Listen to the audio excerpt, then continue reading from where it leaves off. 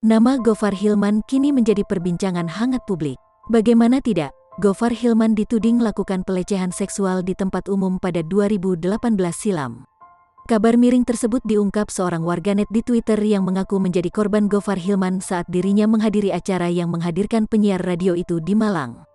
Lalu seperti apa biodata dan profil Gofar Hilman yang mendadak viral dan jadi perbincangan hangat publik?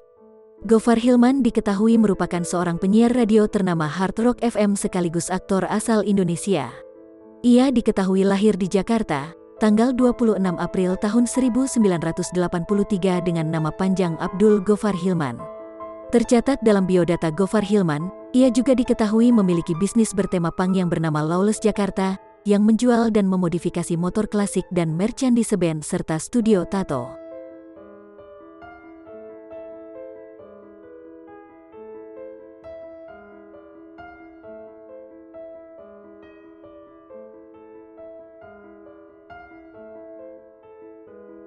Saat menjadi penyiar radio, Gofar Hilman pernah menorehkan prestasi.